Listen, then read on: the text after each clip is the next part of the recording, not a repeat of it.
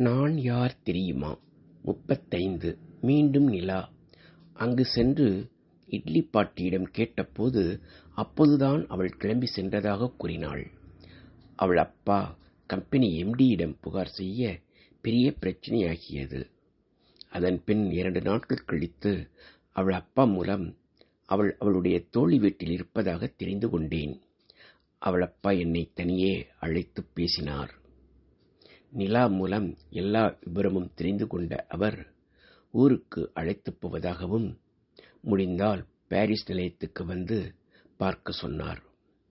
இரவு 9 மணிக்கு Paris புறப்பட்டேன்.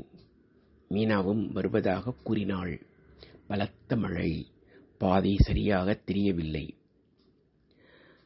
Avichi school அருகே ஒரு மரத்தில் பைக் மோதியது. இருவருக்கும் பலத்த காயம்.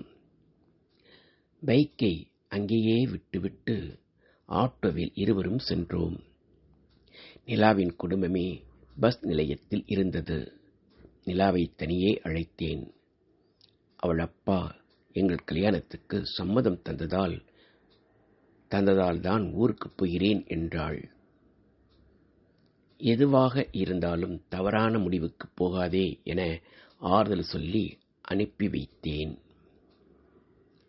மீண்டும் மீனாவுடன் ஆட்டோவில் வந்து பைக்கை ஒரு ஆட்டோவில் ஏற்றிக்கொண்டு வீடு வந்து சேர்ந்தோம். எல்லோரும் ஊருக்கு போய்விட்டதால் வீட்டில் ஒரு அமைதி. வழக்கம் போல சைட்டுக்கு போய் வந்தேன். வேறு வீடு பார்க்க வேண்டும் என்றாள் மீனா. சரி என்று ஆபீசர் காலனியில் ஒரு வீடு பார்த்தோம்.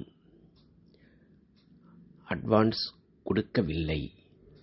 அதைவிட பெரிய வீடு தேடிக்கொண்டிருந்தோம். இதற்கு இடையில் முத்துவுக்கு மதுரையில் திருமணம் என அழைப்புதல் வந்தது.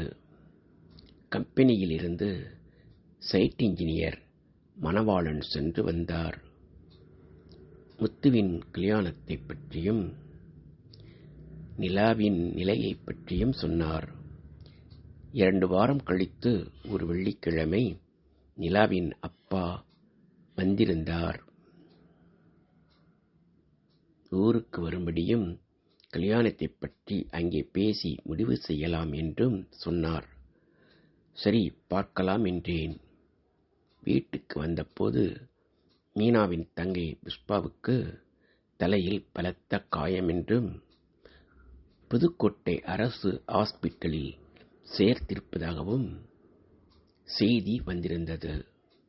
மீனா போய் பார்க்க விரும்பியதால் அன்றே அனுப்பி வைத்தேன். மறுநாள் சனிக்கிழமை ஏற்கனவே ஆபீசர்ஸ் காலனியில் பார்த்த வீட்டுக்கு அட்வான்ஸ் கொடுத்தேன்.